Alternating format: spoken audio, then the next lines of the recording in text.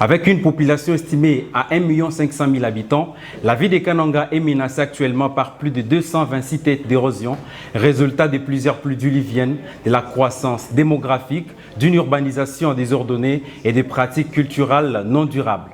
Ces 220 sites d'érosion ont impacté négativement le quartier et infrastructures essentielles, dont les écoles primaires et secondaires de la ville de Kananga, qui chacune d'elles perd en moyenne 16 mètres carrés de sa superficie par an.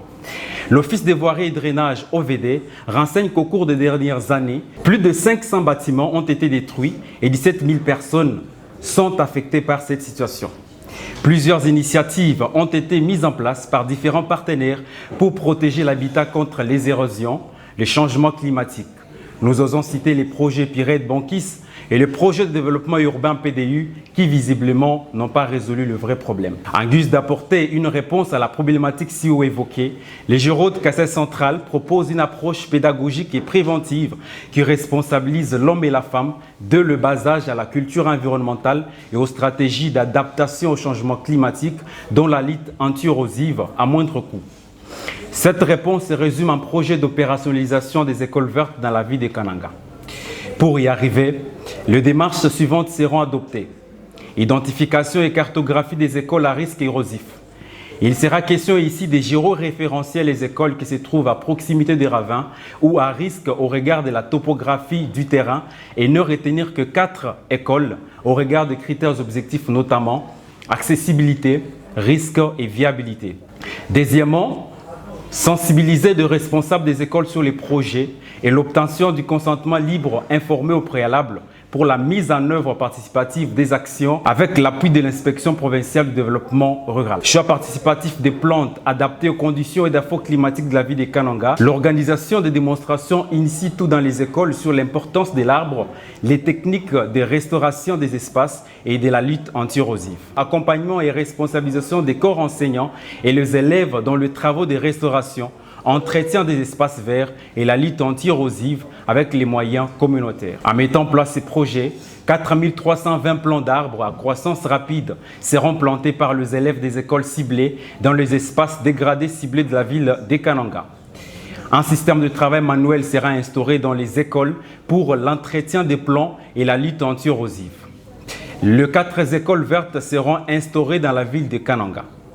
Avec ces résultats, nous pensons protéger les écoles ciblées dans la ville de Kananga contre le risque d'érosion hydrique grâce à une meilleure restauration du couvert végétal. Restaurer deuxièmement les espaces verts dans les écoles à risque érosif et les communautés riveraines. Aussi, atténuer la vitesse de progression des érosions aux alentours de cours scolaires dans la ville de Kananga.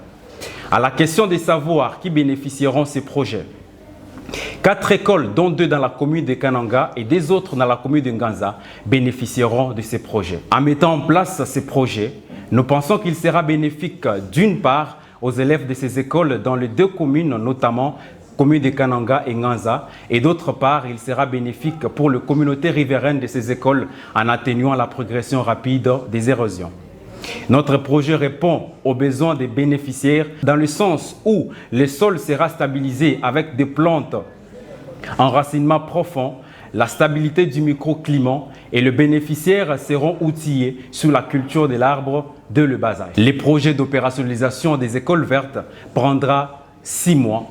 Vu son caractère innovant, nous acceptons que le projet soit mis à l'échelle. L'équipe Géraud de Kasai Central travaillera avec le principe de ne laisser personne de côté, vu que les effets du changement climatique touchent toutes les couches sociales et catégories sociologiques. Donc, la proportion 50% de participation des filles et garçons sera respectée à chaque phase du pilotage de l'initiative. Chers jeunes de la RDC et chers partenaires, nous vous demandons d'opter pour le projet d'opérationnalisation des écoles vertes de la catégorie 5, axé sur l'adaptation au changement climatique, parce que nous avons des vies à sauver et une génération à instaurer. L'arbre, c'est la vie. L'arbre, c'est la vie. L'arbre, c'est la vie. C'est la vie, c'est la vie.